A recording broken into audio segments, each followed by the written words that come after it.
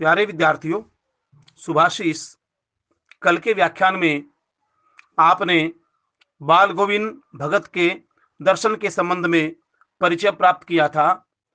हम पढ़ रहे थे बाल गोविंद भगत अध्याय, जिसमें उनके बेटे की मृत्यु का विवरण दिया जा रहा था कि उनके बेटे की जब मृत्यु होती है तो मृत्यु पर उन्होंने शोक नहीं मनाया, अपितु कबीर के पद गीत गाकर के लोगों को यह संदेश दिया कि आत्मा परमात्मा से मिलने गई है, विरहिणी अपने प्रेमी से जा मिली है, अतः यह उत्सव मनाने का समय है। इस समय हमें किसी प्रकार का शोक नहीं मनाना चाहिए।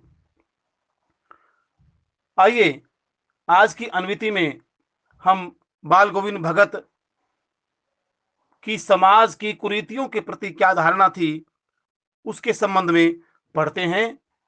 आज की अनविति में हम पढ़ेंगे कि बाल गोविंद भगत किस प्रकार से विधवा विवाह के समर्थक थे और पुरानी रूढ़िवादी सड़ी गली धारणाएं, परंपराएं जो समाज के लिए अभिशाप हैं, उनके विरोध में किस प्रकार से उस समय के संकुचित विचारधारा वाले समाज में भी डटकर खड़े होते थे।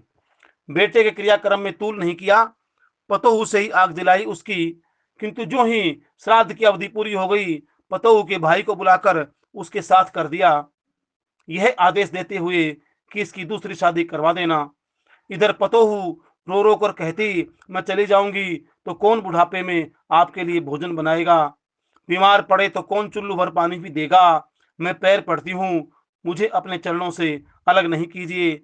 लेकिन भगत का निर्णय अटल था, तू जा, नहीं तो मैं ही इस घर को छोड़कर चल दूंगा।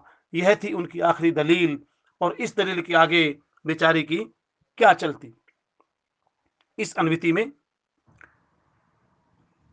भगत के संत दर्शन के साथ साथ उनकी त्यागी मनोवृत्ति, समाज की कुरीतियों के प्रति सशक्त विद्रोह की भावना झलकती है। यह उस समय की बात जब विधवाओं को शादी की तो बात छोड़िए, अच्छा जीवन जीने का अधिकार भी नहीं था। उन पर अनेक प्रकार से अत्याचार होते थे। इस संबंध में राजा राम मोहन राय ने विद्रोह का बीड़ा भी उठाया था। अंग्रेज सरकार ने इसके विरुद्ध कानून भी बनाए थे, सती प्रथा के विरुद्ध भी बनाए थे, किंतु फिर भी नारियों को उनका अधिकार नहीं मिल सका। राजा राम मोहन राय ने सती प्रथा के विरुद्ध लोगों को सचेत किया। अनेक संस्थाओं ने विधवा विवाह का समर्थन किया, बालिका शिक्षा का समर्थन किया, पर आम समाज में हर व्यक्ति इन संदेशों को प्राप्त नहीं कर सका, इन संदेशों को जीवन में लागू नहीं कर सका। यहाँ बाल गोविंद भगत एक संत होने के साथ साथ समाज सुधारक के रूप में भी सामने आते हैं। बेटे के क्रियाक्रम में तूल नहीं किया।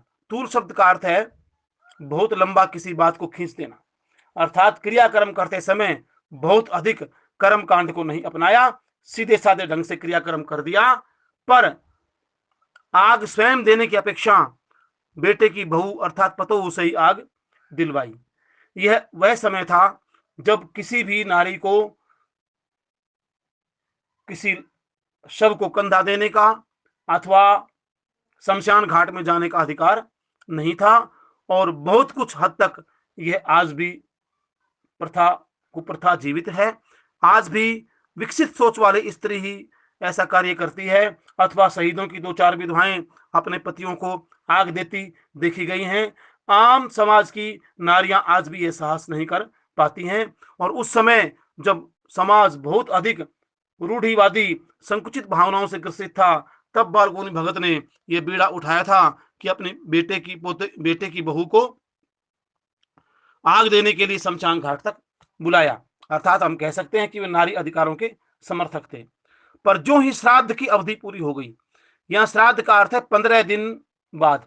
कोई भी मृतक जब हिंदू समाज में मरता है तो उसके 12 दिन बाद 12 ब्राह्मण जिमा करके हवन यज्ञ आदि करवा करके शुद्धिकरण किया जाता है। उसके 3 दिन बाद अर्थात 15 दिन के ऊपर एक श्राद्ध निकाला जाता है। यहाँ उसी ओर संकेत किया गया है कि जो ही श्राद्ध की अवधि पूरी हो गई तो ही बाल गोविंद भगत ने अपने बेटे की बहू के भाई को बुला करके उसके साथ कर दिया और आदेश दे दिया कि इसकी दूसरी शादी कर देना। विधवाओं की शादी नहीं की जाती थी, उनको अच्छा जीवन जीने का अधिकार नहीं था, उन पर अत्याचार होते थे। इस संबंध में अनेक पुस्तकें लिखी गई, अनेक सामाजिक संस्थाओं ने, अनेक एनजीओ ने आज नए जमाने में इसके विरुद्ध बीड़ा उठाया, जिसके फलस्वरूप थोड़ा बहुत सुधार हुआ है। आज विधवाओं की शादी कर दी जाती है, पर उस समय ऐसा था कि विधवाओं की शादी नहीं की जाती थी, वे अच्छा जीवन नहीं जी पाती थी। ऐसे समय में बाल गोविंद भगत ने अपने जीवन में इस संदेश को उतारते हुए स्वयं अपने घर से इस कार्य को लागू किया। बाल गोविंद भगत ने अपने पतोह के भाई को बुला करके उसकी दूसरी शादी करने का आदेश दिया। इधर पतेहू रो रो करके कहती थी कि मैं चली जाऊंगी तो कौन बुढ़ापे में आपके लिए भोजन बनाएगा, आपकी सेवा कौन करेगा, आपको कोई चुल्लू भर पानी भी नहीं देगा। दो बातें सामने आती हैं, बाल गोविंद भगत की पतोहू अपने त्याग का परिचय देती है, उधर बाल गोविंद भगत भी अपने त्याग का परिचय देते हैं। वे एक संत ही नहीं है, एक समाज सुधारक ही नहीं है, अपितु एक त्यागी के रूप में भी हमारे सामने आते हैं। बाल गोविंद भगत अपने जीवन की, अपनी सुविधाओं की परवाह नहीं करते हैं। वे नहीं चाहते कि उनके लिए उनकी पुत्र वधू अपने जीवन को दांव पर लगाए। वे चाहते हैं कि इसकी दूसरी शादी हो जाए और यह एक अच्छा जीवन व्यतीत करे, अपने परिवार के साथ रहे। यहाँ उन्होंने अपनी सुविधा नहीं देखी, अपनी सुविधा का त्याग कर दिया। उधर पतोहू रो रो करके यह कहती थी कि मुझे चरणों से अलग न करिए, मुझे अपने साथ ही रखिए, मैं बुढ़ापे में आपकी सेवा करूंगी, जैसा कि हर स्त्री करती है। पर बाल गोविंद भगत नहीं मान रहे हैं और पतोहू भी अपने अच्छे जीवन का, अपने शादीशुदा वैवाहिक जीवन का त्याग करके बाल गोविंद भगत की सेवा ही करना चाहती है। पर कहते हैं भगत ने निर्णय ले रखा था, जैसा कि पहले बताया जा चुका है, बाल गोविंद भगत दो टूक व्यवहार करने वाले व्यक्ति थे। वे बहुत अधिक मोह नहीं पालते थे, वे झगड़ा मोल भी नहीं लेते थे। यहाँ पर भी उन्होंने ऐसा ही किया कि दो टूक जवाब दे दिया कि तू चली जा, वरना मैं ही घर को छोड़ करके चल दूंगा। अर्थात बाल गोविंद भगत की पुत्र वधू से उन्होंने साफ कह दिया, तू नहीं गई तो मैं ही घर को छोड़ करके चला जाऊंगा। और इस दलील के सामने पुत्र वधू को नतमस्तक होना पड़ा। उसने सोचा कि यदि ये घर छोड़कर चले ही जाएंगे तो मेरा रहना भी बेकार है, और इसलिए बाल गोविंद भगत की पुत्र वधू को झुकना पड़ा और उसे जाना ही पड़ा। यहाँ पर उसके तीन रूप सामने आए हैं।